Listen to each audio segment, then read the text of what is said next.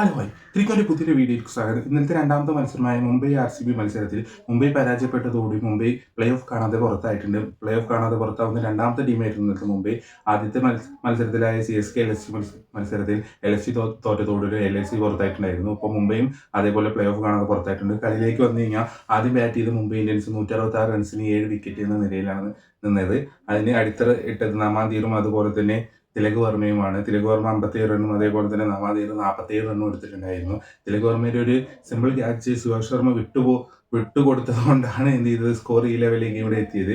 ഒരു പക്ഷേ തിലക് വർമ്മയും നേരത്തെ പോന്നിട്ടുണ്ടെന്നുണ്ടെങ്കിൽ സ്കോർ ഒരു 130-135 റണ്ണിലേക്ക് നിന്നിരുന്നു. ബോളിംഗിലേക്ക് വന്നെങ്കിൽ ഭുവനേശ്വർ കുമാർ ആ ഒരു ക്ലാസ് ഫോം ഉണ്ടല്ലോ, അത് ഇപ്പോഴും തുറന്നുകൊണ്ടിരിക്കുകയാണ്. ആ സ്വിങ് അതേപോലെ തന്നെ ലെങ്ത് ഡെലിവറികൾ, ഡെത്ത് ഓർത്ത യോർക്കറുകൾ, ഒരു രക്ഷയില്ലാത്ത ബോളിംഗാണ് ഭുവനേശ്വർ കുമാർ ഈ സീസണിൽ ഇതുവരെ കാണിച്ചുകൊണ്ടിരിക്കുന്നത്. അതായത് 4 ഓവറിൽ 23 റൺസ് വിട്ടുകൊടുത്ത് 4 വിക്കറ്റ് എടുത്തു. അദ്ദേഹം തന്നെയാണ് ഇപ്പോൾ പർപ്പിൾ ക്യാപ്പിന് മുന്നിൽ നിൽക്കുന്നതും അദ്ദേഹം തന്നെയാണ്.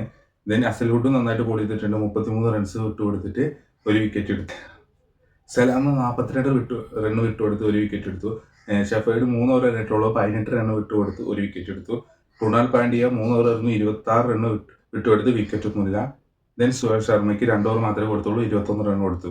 ബാറ്റിംഗിലേക്ക് വന്നു കഴിഞ്ഞാൽ ഫസ്റ്റ് ഓവർ തന്നെ റിക്കൽട്ട് വീണു. ഫസ്റ്റ് ബോളിൽ ഒരു ക്യാച്ച് ആയിരുന്നു, അതൊരു ഹാഫ് ചാൻസ് ആയിരുന്നു, അത് പട്ടിദാർ വിട്ട് കളഞ്ഞു. ദെൻ ആ ഓവർ തന്നെ ലാസ്റ്റ് ബോള് പട്ടിദാറിന്റെ സെയിം കൈക്ക് തന്നെ അടിച്ചു കൊടുത്തു. ദെൻ റിക്കൽട്ട് പോകുന്നു. പിന്നെ രോഹിത് ശർമ്മ ചെറിയൊരു കാമിയോ ഇന്നിങ്സ് പോലെ കളിച്ചെങ്കിൽ പിടിച്ചു നിൽക്കാൻ സാധിച്ചില്ല. ഭുവനേശ്വർ കുമാറിന്റെ ഓവറിൽ അദ്ദേഹം പോന്നു.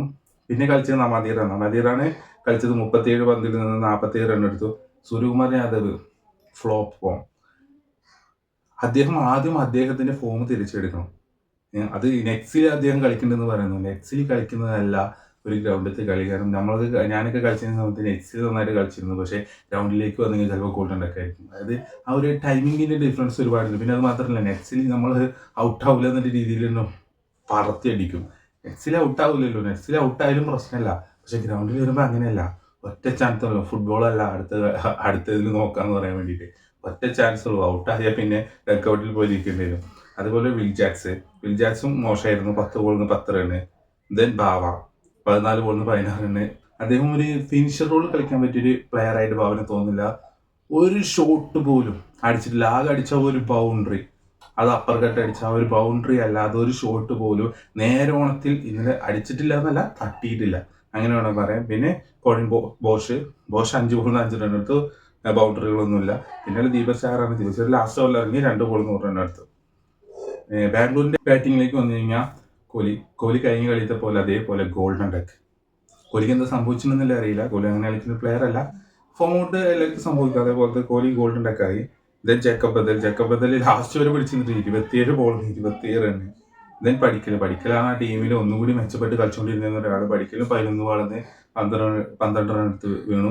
അതേപോലെ പട്ടിദാർ 8 ബോളിന് 8 റൺ മാത്രമേ എടുക്കാൻ പറ്റുള്ളൂ. കൃണാൽ പാണ്ഡ്യയുടെ കാര്യം നമ്മൾ എടുത്തു പറയേണ്ട ഒരു കാര്യമാണ്. ഇന്ത്യക്ക് ഒരു ഓൾറൗണ്ടർ എന്ന നിലയ്ക്ക് കൃണാൽ പാണ്ഡ്യ വളർന്നുകൊണ്ടിരിക്കുകയാണ്. അതായത് 46 ബോളിൽ നിന്ന് 73 റൺ എടുത്തു. അതായത് ഈ വിഷമകരമായ ഘട്ടത്തിലാണ് ആരെന്ത് ചെയ്തിട്ടുള്ളത്, കൃണാൽ പാണ്ഡ്യ ഇങ്ങനെ ഒരു ഇന്നിങ്സ് കളിച്ചിട്ടുള്ളത്. അപ്പോൾ ഇന്ത്യക്ക് വരുമ്പോൾ അത് ഇന്ത്യക്ക് ഒരു ഗുണം മാത്രമേ ചെയ്യുള്ളൂ. ഓൾറൗണ്ടേഴ്സ് വളർന്നു വരുന്നു എന്നുള്ളത്. ഇതൊരു ഓൾറൗണ്ടർ അല്ല, ഒരു മീഡിയം ഫേസറാണ്. സ്പിന്നറല്ല, മീഡിയം ഫേസറാണ്. എന്തെറിയും, സ്പിന്നെറിയും, ഫാസ്റ്റ് എറിയും, ബൗൺസ് എറിയും. അങ്ങനത്തെ എന്താ പറയുക, ഒരു ക്രിട്ടിക്കൽ സ്പിൻ ബോളർ ആണ് കൃണാൽ പാണ്ഡ്യ. പിന്നെ ജിതേഷ് ശർമ്മ പതിവ് പോലെ എല്ലാവരും പോകുന്ന നിൽക്കുമ്പോൾ ഞാൻ വരും ജയിപ്പിക്കുമെന്നുള്ള നിലയ്ക്ക് വന്നതാണ്. ഒന്നും ഉണ്ടായില്ല. വെറുതെ ഒരു ബാറ്റ്സ്മാൻ എന്തിനാ കളിപ്പിക്കുന്നത്? 2 കളി എടുത്തിട്ട് പുറത്തിട്ട് ചിലപ്പോൾ 3ാമത്തെ കളി കൊടുത്തു കഴിഞ്ഞാൽ ചിലപ്പോൾ ഹോമാവും. പിന്നെ ടിം ഡേവിഡും ഗോൾഡൻ ഒക്കെ. ടിം ഡേവിഡാണ് ആ ടീമിൽ സ്ട്രൈക്ക് റേറ്റ് ഏറ്റവും കൂടുതലൊരു ആൾ. പക്ഷേ ടിം ഡേവിഡ് ഒന്നും കാട്ടാൻ പറ്റില്ല. ഗോൾഡൻ ഡെക്കായി. ഷെഫേർഡ് എന്തോ കാട്ടി 11 ബോളിന് 4 റണ്ണ്. ഈ കളിനെ കൈവിടാൻ കാരണം മൂപ്പരായിരിക്കും. ചിലപ്പോൾ 11 ബോളിന് 4 റണ്ണ്. പിന്നെ അടിച്ചത് ഭുവനേശ്വർ കുമാർ. ആ ഒരു 6 കളി എന്താ പറയുക, മുംബൈ കയ്യിൽ എത്തിന്ന് കരുതും പഠിച്ച ആ 6, 4ാം ബോളിൽ ബാവയ്ക്കെതിരെ അടിച്ച ആ 6, എന്താ പറയുക, ഒന്നും പറയല. എക്സലന്റ്. അതായത് ആ ഒരു 6 കൊണ്ടാണ് ആ കളി മൊത്തത്തിൽ തിരിഞ്ഞത്. ബോളിങ്ങിലേക്ക് വന്നെങ്കിൽ ദീപക് ചാർ 4 ഓവറിൽ 33 റൺസിന് 2 വിക്കറ്റ് എടുത്തു. നല്ല ബോളിംഗ് റണ്ണായിരുന്നു. പിന്നെ ജസ്പ്രീത് ബുംറയുടെ കാര്യം പറയണ്ടല്ലോ. 19ാമത്തെ ഓവറിൽ മൂപ്പര് ഇട്ട ഡോട്ട് ബോളുകൾ കളി തിരിഞ്ഞത് അവിടെയെന്ന് തന്നെ പറയേണ്ടി വരും. 4 ഓവറിന് 20 റൺ വിട്ടു കൊടുത്തിട്ട് വിക്കറ്റ് എടുത്തില്ലെങ്കിലും കുഴപ്പമില്ല. കാരണം ക്രൂഷ്യൽ മാച്ചിൽ വിക്കറ്റിനോടല്ല പ്രാധാന്യം. T20 മാച്ചിൽ ഇപ്പോൾ ആറിന് മേലെ എക്കണോമി പോവാതിരിക്കുക എന്ന് പറയുന്നത് തന്നെ വലിയ കാര്യമാണ്. അല്ലാതെ വിക്കറ്റ് എടുത്തോണ്ട് കാര്യമൊന്നുമില്ല. വിക്കറ്റ് എടുത്താലും എടുത്തിട്ടില്ലെങ്കിലും ഒരേപോലെ തന്നെയാണ്. എക്കണോമി നോക്കിയാൽ മതി. എക്കണോമി വെച്ച് നോക്കുമ്പോൾ ബുംറ നന്നായിട്ട് ബോളർ ചെയ്യുന്നുണ്ട്. പിന്നെ ബോഷിന്റെ കാര്യം പറഞ്ഞല്ലോ. ബോഷ് 4 ഓവറിന് 26 റൺ ഇട്ട് കൊടുത്തിട്ട് 4 വിക്കറ്റ് എടുത്തു. ഏറ്റവും എക്കണോമിക്കലി ബോളറിങ് ആളാണ്. അതായത് ബുംറ ഉണ്ട്, വിക്കറ്റ് എടുത്തിട്ട് എക്കണോമിക്കലി ബോളറിങ് ആൾ ബോഷാണ്.